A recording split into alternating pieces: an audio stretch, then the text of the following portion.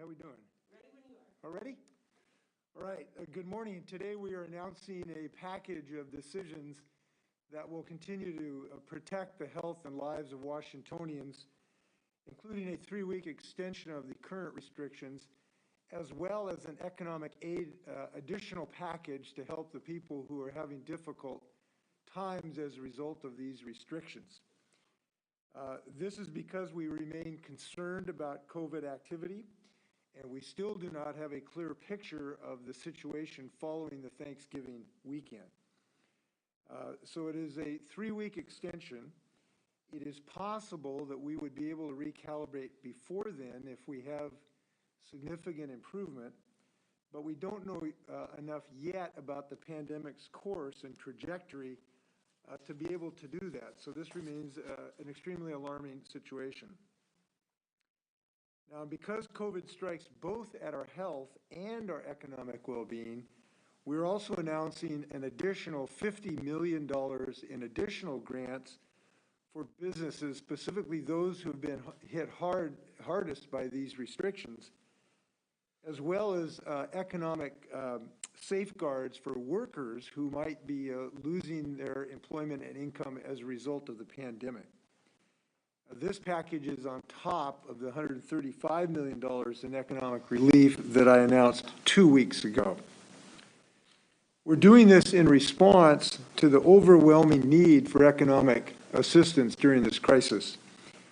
We know this will not eliminate all of the economic suffering that people are experiencing. And we are continuing to push Congress as hard as we can for the ultimate source of relief from Congress. We will also continue working with legislators early in the next session to consider additional potential help as well. I appreciate the work of the Department of Commerce and so many local community groups and partners who've helped us help businesses in every way that we can through this really tough time. Just as a way of just sort of a background of some of the work we've done already, we have distributed billions of dollars, literally, in federal and state funds that have helped a panoply of industries and workers already affected by this pandemic. We have allocated $120 million in rental assistance, which aids families in need and landlords who are experiencing payment reductions. We've provided $69 million in food assistance. We've provided $15 million for energy bills for low-income households, $164 million for child care services, and $510 million to local governments and communities that have produced their own business innovations that have provided wraparound services to individuals, and business grants that have supported Main Street across the state. These rounds of business grants have helped keep a number of entrepreneurs afloat and workers on the job. We prioritize industries that have been hit hardest: restaurants, fitness centers, and bowling alleys, or that have experienced significant cumulative impacts like music and event venues. This additional $50 million will be directed to those that are affected by our recent directives.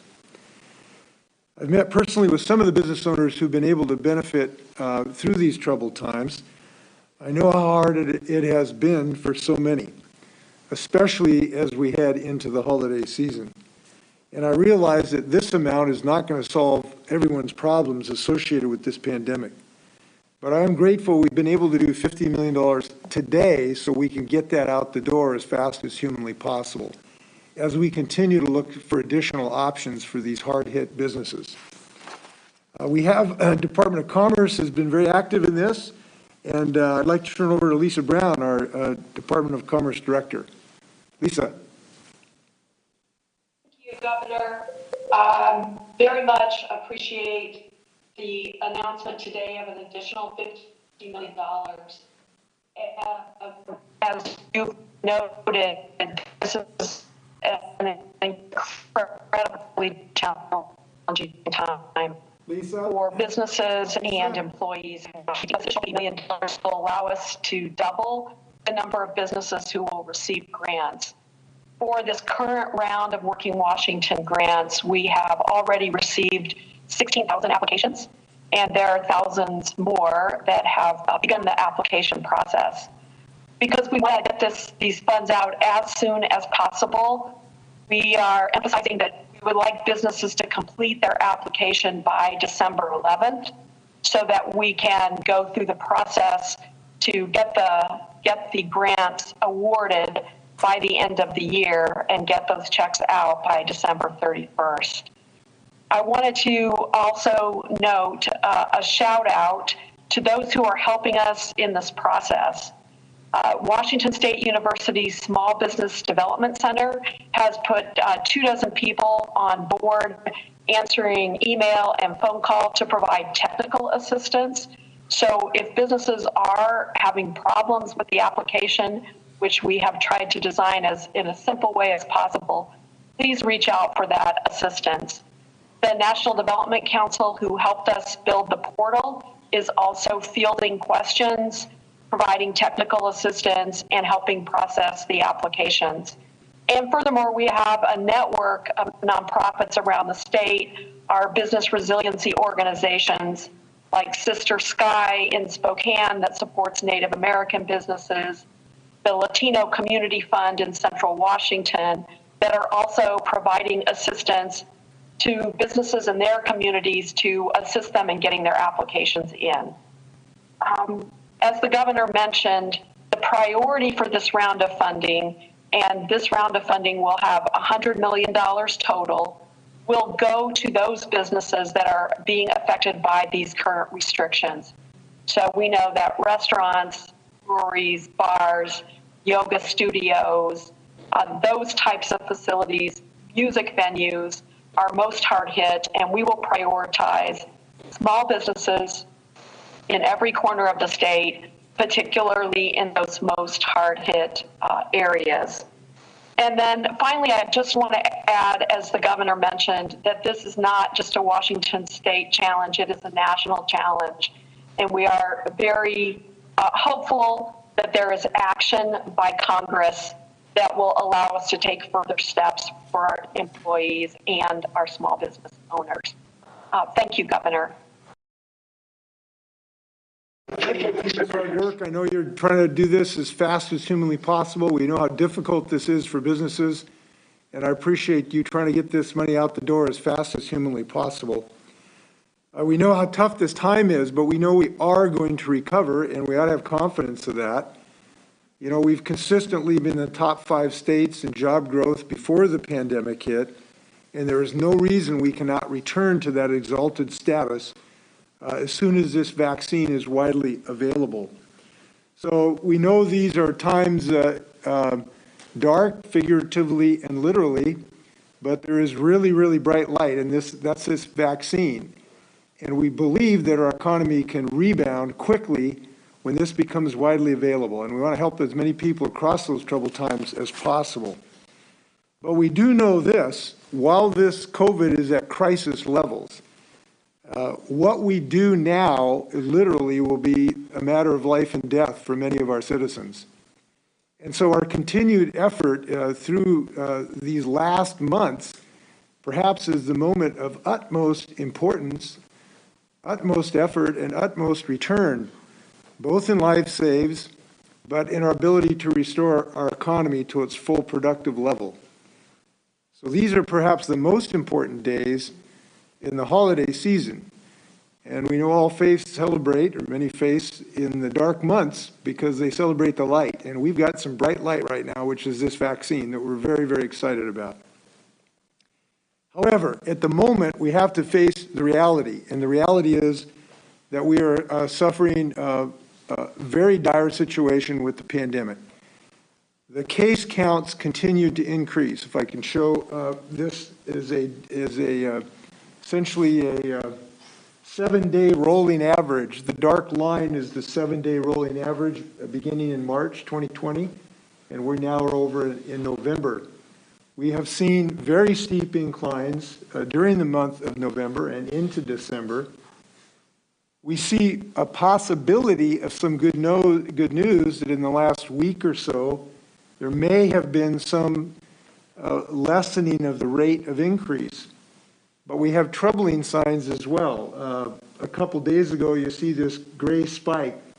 These are numbers in the gray that will go up because in the gray, this is the part where the total count has not come in yet. But we had 7,000 just in one day. That's the big spike you see. This morning it was about 3,500, which is well above any of the blue bars. So we have troubling information as well. And the challenge for us is that we have not been able to get far enough post-Thanksgiving to find out whether or not we are having some degree of success restraining this beast. It's too early really to tell. And as I've said, there are some troubling signs like these big spikes we have seen in the last few days. So unfortunately, hospitalizations also are increasing. We're showing the numbers here of hospitals. We're now at 1,094 of confirmed COVID-19 patients in our latest date. That is extremely troubling because it's about 80% of our ICU beds are occupied. And so nearly 1,000 Washingtonians are in intensive care across our state right now. Medical workers are becoming overwhelmed, and families of the patients are now meeting our hardworking folks in hospitals who are exhausted from the former months. So we have a very difficult position because right now we have to understand that even if you're not a COVID patient, this crush in the hospitals can affect your treatment. I'd like to show you some of our projections about our hospital capacity. What we're doing is trying to project what kind of capacity we will have if the COVID pandemic continues. I'm going to show you two projections under different potential scenarios. The first projection, this solid black line shows bed occupancy for our hospitals. And the gray line as it goes up basically is a projection essentially if the numbers that we had last week were the rate of change would increase or would remain the same. We call that you've got the moderate case up here. Could you show the worst case right now? Okay, we're going to start with the worst case, so we're going to work on the optimistic level. So this is the projection for the hospitals if the pandemic at the rate of increase had continued as it was essentially set about a week or 10 days ago. And we'll show this, that by the end of December, we are at well over the capacity of our existing bed space by the end of this month. That's not that far away. Now, there's some additional surge capacity by these hospitals, but when that happens, there's extreme stress on the system. So if we are unable to arrest or slow down the rate of increase, what our modelers are showing us is that we will be in a very troubled position by the end of this month, demanding surge capacity in our hospitals. I'm going to go to the next slide, which is a little bit more optimistic. We call this the moderate case. This assumes that we will be able to slow down the rate of change. And this slide shows that we will get to that surge necessity after the end of December, maybe a couple weeks into January. So we have to understand that these things can happen very quickly. And what it means is, in the worst case scenario, we need to nearly double our ICU capacity before the end of this year, which is extremely difficult to achieve. The reason it is difficult to achieve, more difficult than it was in May and June, is that we used to be able to draw on reserves. If your hospital in Spokane was becoming absolutely filled, you could bring in nurses maybe from Tri-Cities or Yakima. But that reserve capacity does not exist now because the pandemic is everywhere, not only in our state, but in the United States as a whole. So our system has less reserve capacity than it used to have.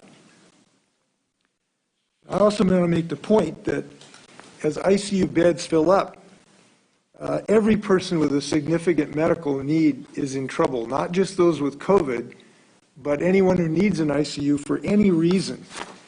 So what happens in one part of the state has ripple impacts across the state, and what happens to anyone has an impact on everyone who might need ICU capacity. So we've been saying since the beginning, we are in this together, and we are literally in this together in the need to preserve our hospitals as functioning systems. Now,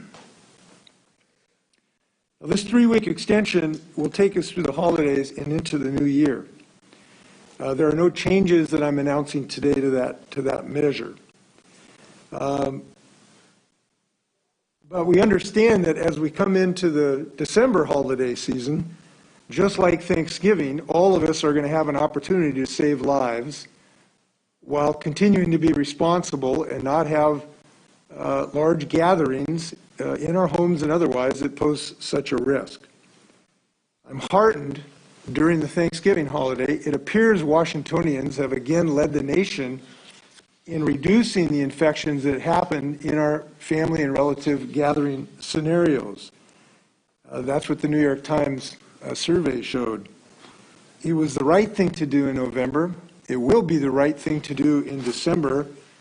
And our ability, hopefully, to get out from under these restrictions and not have our hospitals overwhelmed, again, depends on us being in the holiday spirit in December. And the holiday spirit is to give the most precious gift of Christmas, which is life itself. And we will all be in a position to be able to do that by making our plans accordingly to enjoy our families just a little bit differently so we can all be together in the next December. I want to talk about a critical part of our package to help Washingtonians. When we think of businesses, it's obviously not just the business owner. We're providing an additional $50 million today for essentially the business owners. But it's the employees, obviously, many of whom are going to lose their work, at least temporarily, that are very much at risk, and those in the gig economy who don't have what you think of as traditional employers are also at risk. So a critical piece of our plan to defeat the virus is for individuals to have financial resources while they have to stay at home. And too many workers are facing that risk today and that economic security. Now, the state and federal government has done a lot. Between March and November, we've paid out $12.6 billion in unemployment compensation in state and federal funds. Now, what would help Washingtonians and all Americans the most right now would be action by Congress on economic relief, including pandemic unemployment assistance that covers more workers than the typical unemployment insurance. And the reason that's important is Congress has more tools at its disposal than states do to solve this problem. So we are watching congressional negotiations very closely, and we're in constant contact with our congressional partners. We're hoping that Congress can make a bipartisan agreement before the end of this year, but Washington is preparing if they do not. So whether it's through federal or state aid, if Congress fails to act by Christmas, we will step up in the state to help workers and their families who are not covered by pre-pandemic unemployment insurance benefits. So if Congress does not act, the state will provide relief to those who are on the pandemic unemployment system as of the week of November 21st, and that will happen by the end of December. We will not allow people to fall off that cliff in the state of Washington if Congress does not act. We hope to know that they will, hopefully, but if they do not act, we will be there at a minimum for at least the first month of folks who would otherwise fall off that cliff. So otherwise, the pandemic, and the reason for this, the necessity is the pandemic unemployment assistance runs out as of December 26th, otherwise. This vital program has helped those not normally eligible for regular unemployment insurance, including business owners, self-employed workers, and independent contractors. The loss of pandemic unemployment assistance would push nearly 100,000 households in Washington closer to poverty, making it harder to put food on the table and keep a roof over their head. So we are acting, and that machinery of government is in place to be able to provide that relief in December if Congress does not act. Now, also pending in the U.S. Senate right now is a bill that would provide $120 billion relief for the nation's independent restaurants and their workers. It passed the House in October. It should be passed in the Senate. But one way or another, we need to come to the aid of these families. With that, happy to stand for questions. We have OFM Director David Schumacher, Secretary of Health John Weisman, our Office of External Relations Nick Struley, and Lisa are all ready to stand for your questions. All right, up first we'll go to Rachel LaCourte with AP. Go ahead, Rachel. Governor, you just mentioned that if Congress fails to act by the end of the month, the state will step in. Can you give more clarity on what that looks like? Are you saying you would call a special session in order to provide that relief, or is that something that you would address through other means? We have the ability to do this through December without the necessity of legislative action. So we have the funds that are available to through executive action to do that. We've got concurrence from the legislative leadership, I think pretty much that all believe this is a wise move. So I think there's a good consensus this is the right thing to do. And importantly, we have started the machinery of the Employment Security Department already to be able to get this done and get those transfers to these bank accounts in December. Rachel, did you want to ask a follow-up question? Yeah, question for Secretary Weisman related to vaccines. When will we learn exactly how many doses are going to which facilities, and what's going into making those decisions? Great, thanks for that question. So what we do know at this point is that for December 15th, we should be getting about 62,400 doses of the Pfizer vaccine. And during the month of December, total 219,000 of that vaccine. Right now, we're enrolling providers, and we are assuring that we'll be able to have a vaccine across the state. The first group who will be vaccinated are the high-risk healthcare workers. And then also during the month of December, we'll also be vaccinating folks in long-term care settings. So those employers are working with their employees to identify who's at highest risk and using guidance of other support staff who are providing care to these individuals. So it's going to take us, a number of weeks to be able, into January, to be able to get through to all of those folks. All right, up next we'll go to Essex Porter with Cairo 7. Go ahead, Essex. Yes, Governor, you noted the necessity for that pandemic unemployment relief. Are you asking Democrats in Congress to go ahead and pass the stimulus bill even with the liability protections for corporations so that relief will come to Washingtonians? I'm not giving them direction of the specific compromise, but I'm urging them to find a solution to this problem, and that is extremely important. And I'm confident in the leadership of the Democrats who care about these working people to find a solution to make that happen. All right, did you want to ask a follow-up, Essex? Yes, to the Governor and to Secretary Weisman. Will schools be able to finally open in January, at least for the youngest students? So we think there is increasing reason to be optimistic that we can open on-site instruction, sometimes in a hybrid model, in a way that is safe. And that increasing confidence comes from a combination of the experience that we've had with some of our schools that have been having on-site instruction, also in other nations, and also some of our modeling that we've looked at from the Institute of Disease Modeling. So we think there's increasing reason to believe that we can do this safely. But if we do this, we have to do this in a way that has a very secure hygiene systems to make sure that everyone is protected, students and educators and parapros and bus drivers and cooks and everyone else to make sure that the right protocols are followed to make it as safe as humanly possible. So we're having talks this week with varieties of the community to get advice about that, of superintendents and educators and the PSC folks and the PTA to get their advice about what that would look like.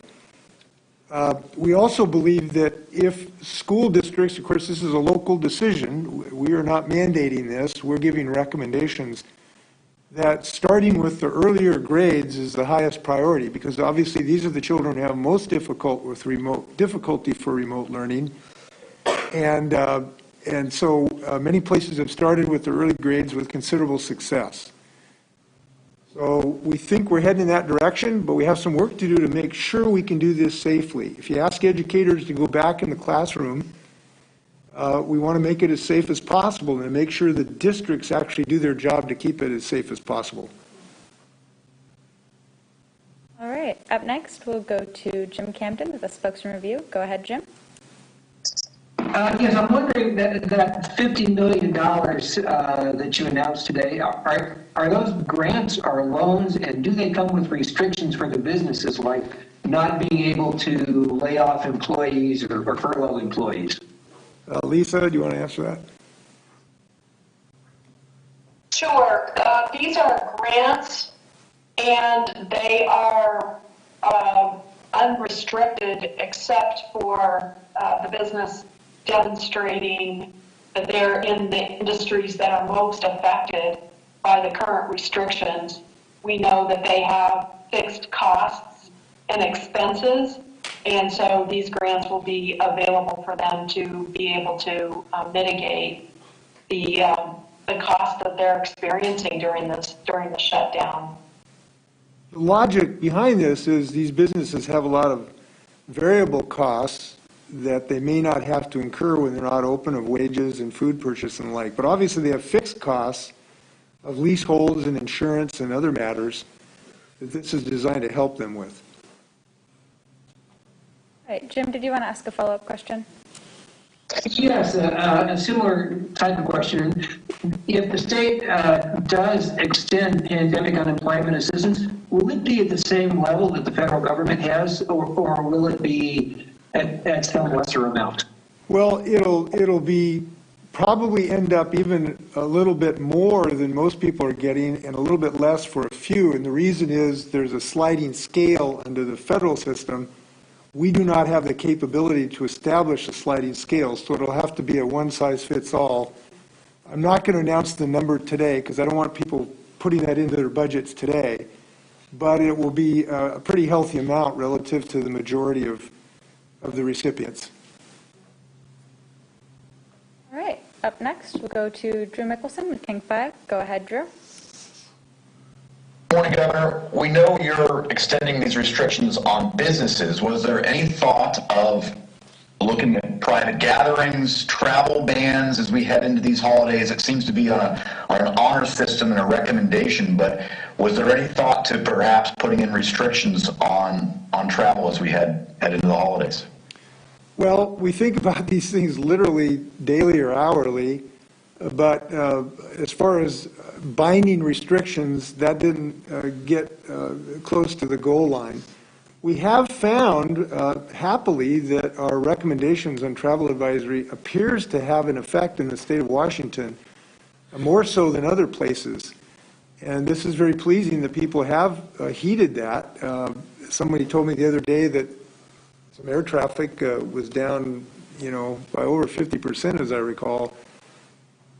So it appears that our suggestion has been heeded by a lot of folks, and we really appreciate that. And I think this is why Washington continues to lead the nation, be one of the leading nations to keep this pandemic from raging, at least at a certain level, because Washingtonians are really making good decisions. When I last looked last night, we were in the top 5 of having the least number of infections, and it's because Washingtonians, by large numbers, have been masking up. Business owners have been doing their darndest to comply everywhere that they can, and individuals are making individual decisions. to reduce their travel, to reduce the number of gatherings in their homes, and that's why we're doing relatively well. So big shout out to Washingtonians. I think Nick had something he wanted to add there. Nick, you have something? Yeah, Governor, you covered it really well, and I would just add that this is what we're talking about today is a 3-week extension of that proclamation we issued back in November, which includes a prohibition on those indoor social gatherings with people from outside your household. So our proclamation did address that concept as well, and this would be an extension of that. All right, Drew, did you want to ask a follow-up question? Any efforts going to be made to ramp up enforcement efforts on perhaps those gatherings that we just heard about, but also the restaurants that are blatantly defying the rules that are out there, the one Spiffy's in Lewis County, for example? Yeah, there will be, unfortunately, some enforcement action necessary. But here's some really, really good news and hard news. This is hard. The vast majority of businesses are complying with these restrictions, the vast majority. And this is really hard for business owners to do. So it's really hard for them to have to close a restaurant and then see somebody else breaking the law when they've had to shut their restaurant. That is just not fair to them. So for those business owners that are breaking the law, which they're doing by staying open, you should have to answer to your fellow business people that you are jeopardizing in a sense and being very unfair to. So I want to thank the business owners who are being compliant. It is a difficult thing to do, but giant numbers and giant percentages are doing it in these difficult times. The enforcement mechanisms will be significant. The one restaurant you mentioned will be facing fines of, I think it's $9,000 a day. So they'll be facing fines already of over $60,000. So we do need to have compliance, and we will act accordingly to move towards compliance. The issue about social gatherings, there's two things to know about it. One, it may be the single most important thing in Washington right now is basically what we do in our own homes. Whether we have people over for dinner unmasked and thereby infect our best friends even though we love them. Whether we get our uncle infected when they come over to watch a Seahawks game. These are the most dangerous places in the state of Washington, which is so contrary to how we feel. We think of dangerous places like, the top of Mount Rainier next to a crevasse. No, the most dangerous places is kind of around our couches right now. And so our ability to restrain this pandemic and reopen our restaurants depends largely on our ability to recognize that and do that which is really unnatural, which is to not have these gatherings in our homes, even with people we're very close to inside, and to take it outside. How small, you shouldn't have it over 5 people, and it should be outside if you're going to be conversing with people now. And masks always work, including outside. So this is the most important thing in the state of Washington right now, I would say. But it's also the place, obviously, we're not going to send the National Guard to anybody's house about this. So we're depending on the moral authority and the wisdom of Washingtonians and the love they have for their families to not infect each other. And so far, we think that has had some degree of success. As I indicated, the New York Times said we're the #1 state in the United States for people who buy into this. And the more people who do, the better off we're going to be, and the more people are going to be alive next Christmas or any other season that we celebrate, from Eid to any other. All right. Up next, we'll go to Austin Jenkins with Northwest News Network. Go ahead, Austin.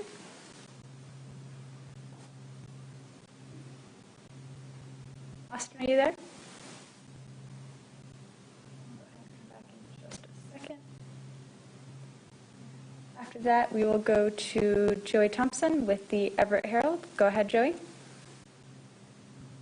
Governor, the New York Times has reported that the Trump administration declined to secure more doses of the Pfizer vaccine. Is this going to affect how Washington was planning on getting those weekly shipments? No, because we had not planned on getting that level of shipment, so it doesn't change our sort of suggested numbers we're going to have. Obviously, it would have been nice to have them, but it's not changing our thinking at the moment. John, do you have anything to add to that? I think that's correct. We know essentially what we're getting through December, and we know that there's likely to be weekly shipments after that. We don't know the volumes of those. And obviously this depends on how much is purchased, the manufacturing process. So there are many factors here.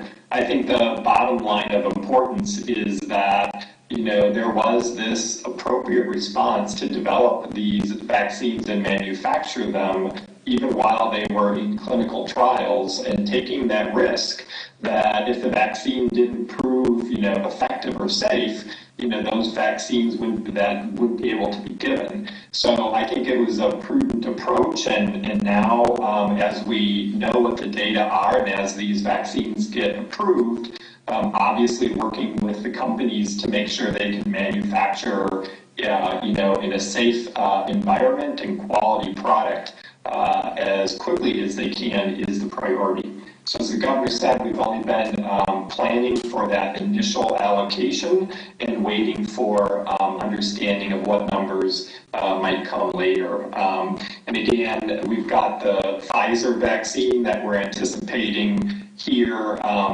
be reviewed tomorrow by the advisory committee, or on Thursday. And then a week later, the Moderna vaccine will also be reviewed. So, hope is here. Vaccine is on the way. It's going to take a bit of time, and until then, we need everybody continuing to practice these safe practices and keep everyone healthy. John, do you want to talk about the Moderna numbers? I'm not sure we shared those. Yeah, so at this point for December, assuming the Moderna vaccine is approved, which, we need to wait for that to happen, we would anticipate about 182,000 doses of the Moderna vaccine by the end of the year. And again, both of these vaccines require a two-dose administration. The Pfizer vaccine about 21 days after the first dose, and the Moderna vaccine 28 days afterwards. And the thing about these vaccines, this is an amazing achievement. Most of these vaccines, 5 to 8 years. This is done in months. This is just a fantastic gift. And when I think about it, I just hate to think people will lose their lives before just in the upcoming months because we're not wearing masks and the like.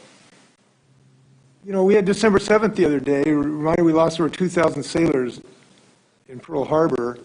We're losing more people than that every single day in the United States right now. We ask people to go fight foreign wars. We ought to ask people, and we do ask people, to be wearing a mask right now. We're not asking people to go fight a foreign war. We don't think it's too much to ask to wear a mask because it'll just get more people to that magic day when that vaccine is distributed broadly. All right, Joey, did you want to ask a follow-up question? Yes, thank you. Governor, critics of your new restrictions are going to say that they haven't had the quick impact that they did in the spring, but can you or Secretary Weissman talk about perhaps some limitations in the data? Obviously, we're still seeing cases rise. And with the idea of restaurants, people maybe not always telling contact tracers the whole truth. Obviously, if you're sitting across from someone you don't know, you can still get COVID, even if it's indoors at a restaurant. Can you talk about limitations and what you would say to the critics who are saying we're not bearing the fruit just yet? Well, it's a bit of a long answer, but an important one. First off, what we did last spring was dramatically more disruptive to our economy and individuals' lives than we're doing right now. We're trying to avoid much, much more devastating economic pain that we suffered in the spring. Difficult as these restrictions are, they're in a much more limited number of parts of our economy than we did last spring. So we're trying to avoid that devastating numbers of unemployment and the devastation that causes. while simultaneously being able to restrain the growth of this enough so that our hospitals are not overwhelmed. That's the goal. There's some evidence that that is bearing some fruit. As we indicated, if you want to put that up there again, if we just look at the graphs here again, I'll show you what I mean by this. You want cases here or hospitalization? Let's look at cases to start with. Get cases up here. So if we look at cases, you'll see the last few blue bars and the purple line seems to have moderated. Not quite flat, but certainly not as steep right in the last, few days. So these restrictions may have had a beneficial impact to reduce that curve, the rate of that curve. But it also may be a false spring for us because we still may not have seen the results of Thanksgiving weekend where people were getting together. And so this may go back up fairly shortly again as well. And as you've seen, like I said, there were 7,000 cases the other day and 3,500 this morning. Now, so there's some evidence that this is having a beneficial impact, and there's a huge caveat that it may not. So that is a challenge for us all. There are also issues with our data right now. The system has to deduplicate. Dedupe is the new term of art, which basically means to make sure we're not counting one person twice. And there's been some software difficulties for that. Our vendor that we've hired is trying to fix some of their software limitations, and we hope that that's been done, will be accomplished late next week or early next week to make that a much more efficient system. So yes, there are some limitations in our data right now, and we wish it was perfect. John, you want to add to that? I think you covered it well. I mean, our takeaway at this point is that as we look at all our data sources and the ones that are on our dashboard and others, our sense is that we have decreased the acceleration. And that's good news because at the time when the governor implemented these rollbacks, we were accelerating very quickly over just a matter of days. So now we need to exercise the patience of giving the data enough time to see if indeed we are approaching a plateau or not. And there's nothing about the data that's magical. We just know that it takes, 5, 7 days, up to 2 weeks to develop symptoms after you've been exposed. And so as the governor said, Thanksgiving has not yet been essentially 2 weeks in our past in terms of that holiday weekend. And so we are watching every single day the data as they are coming in to just see what impact any travel that people might have done or gatherings they might have had have any impact on this. So we're seeing some positive signs that give us some hope. We'll go over those in more detail, certainly at our briefing tomorrow, on Wednesday, tomorrow, at our usual Department of Health briefing. If I may just discuss the difficulty of these decisions, we're going to know more on December 14th than we know today. But we thought it was fair to the restaurants and other companies to give them this advice right now because they're planning food to purchase and the like. So we're trying to balance giving people foreknowledge for planning purposes and recognizing that, we're just going to know more in the future. Time for a few more questions. All right, up next we'll go to Austin Jenkins with Northwest News Network. Let's see if we've got you. Go ahead, Austin. Okay, how now? Can you hear me? Yes, a little bit. Maybe not. Maybe not, Austin. A little bit. I guess the question I have is just about the science behind continuing the restaurant restriction. Austin? Why not allow small tables? Austin, we're having a pretty hard time hearing you. Yeah, could you? You have to email Josie. Okay, never mind. Could you just email that question, Austin? Yep. Yeah. All right, so then we'll go to Simone Del Rosario with Q13. Go ahead, Simone.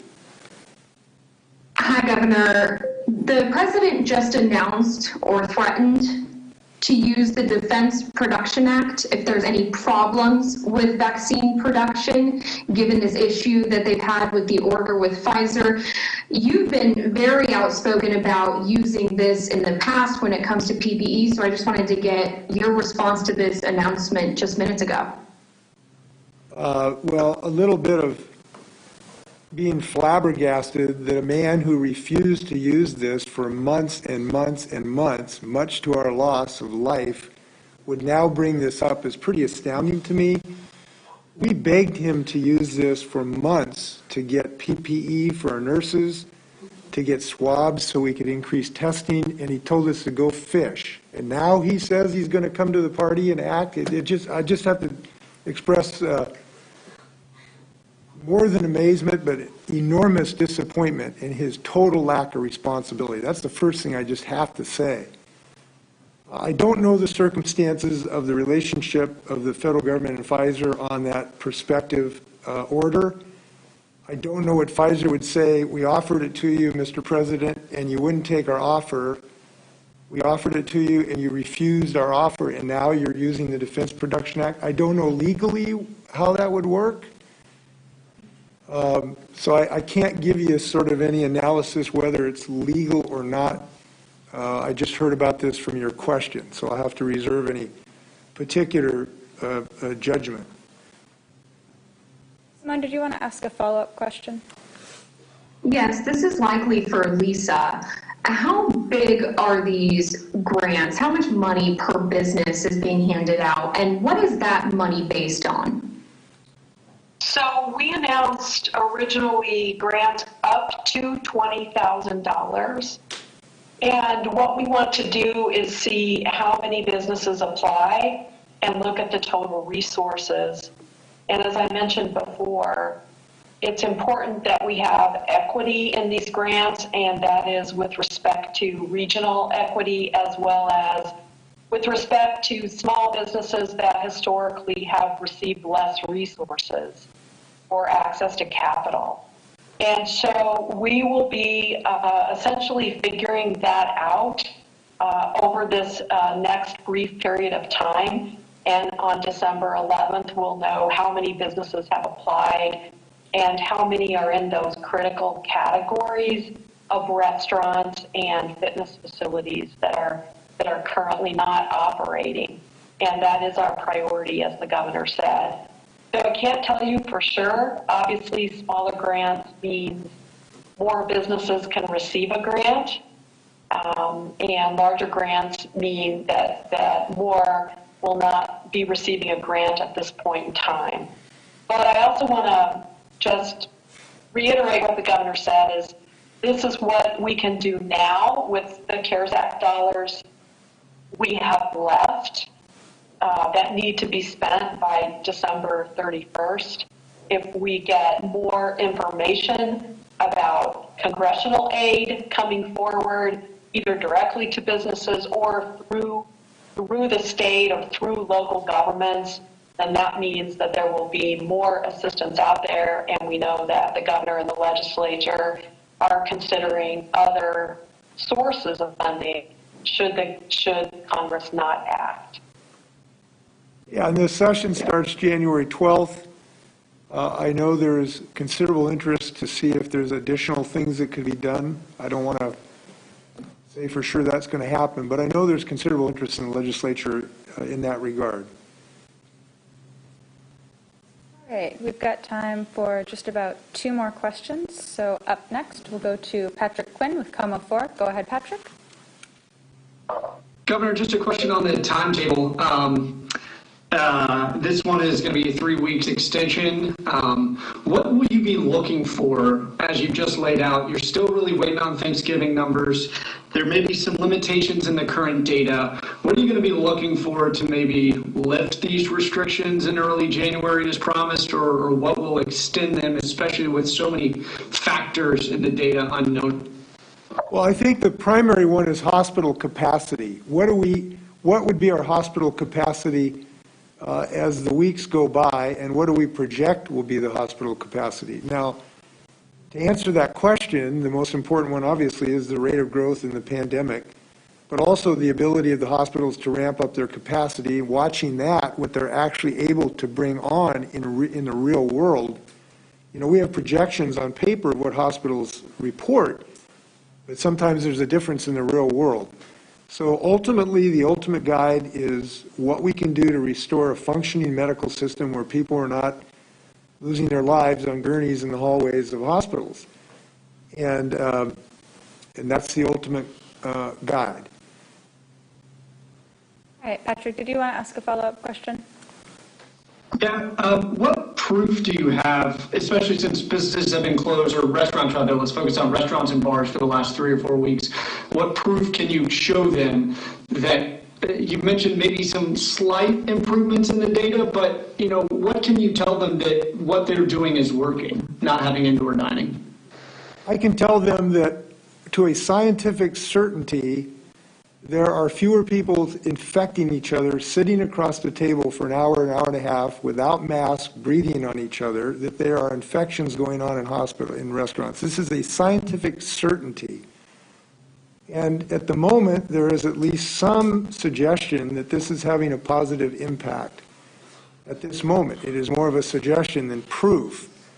But it is beyond a reasonable doubt that infections take place in restaurants because it's the place where people speak to each other in close proximity for a prolonged period of time. And that's just a scientific reality. There is no dispute about that. There are other ways you can mitigate this in many other businesses. In a clothing store, you can mitigate that by standing farther apart and wearing a mask, and you have much lesser period of time. You can't do that in a restaurant in indoor dining. So there are just things that can't be mitigated in a restaurant. This is the only way to do it. And that's despite the best effort of restaurateurs who've been very innovative and very creative trying to reduce the risk, and my hat is off to them. But there's just no scientific doubt about this certain situation. And by the way, you know, it could be a benefit too that it hasn't gotten worse. That can be a win too. So I think we're on the right beam. We're going to look at this data very, very carefully. This extension could end up shorter if there was significant improvement. And unfortunately, people know it could end up longer if there's a deterioration. But at this moment, we wanted to strike the right balance of allowing business owners to plan the next several weeks and deal with this uncertainty of the data. And this is the best balance that we can strike, and we know how difficult this is. That's why we're putting in $50 million today, and as I've indicated, there's going to be consideration of more at a later date. All right, for the last question, we'll go to Hannah Scott with Cairo Radio. Go ahead, Hannah. Hi, thank you. My first question is for Secretary Weissman. I'm wondering if you can offer some clarity. There's big confusion over the data, the numbers, especially over this last weekend and the 7,000 or so that came out yesterday because of the duplicates and the backlogs.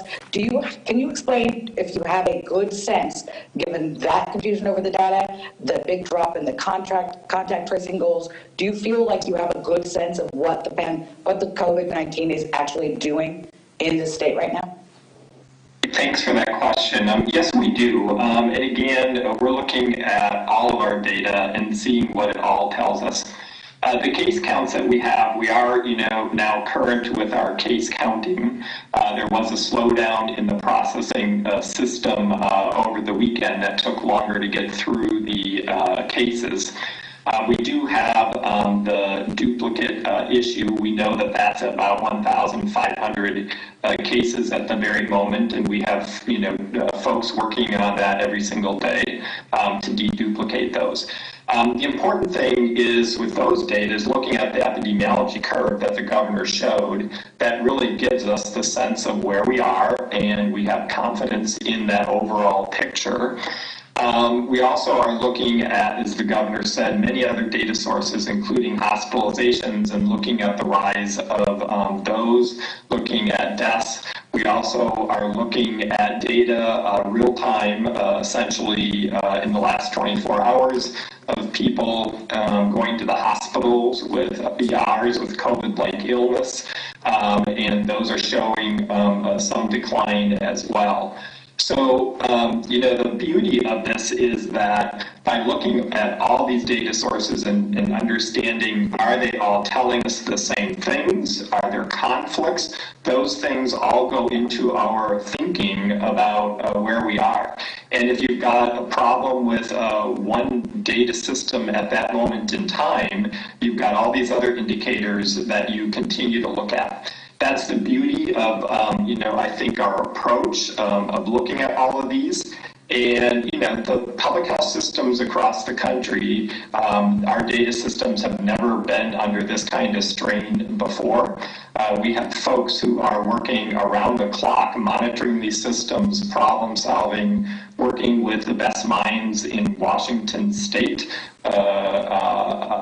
as contractors who are problem solving all of these issues every single day. And these are systems that are working 24/7 without a break. And anybody who monitors or works with systems like this knows that's a challenge whenever they need to be running constantly.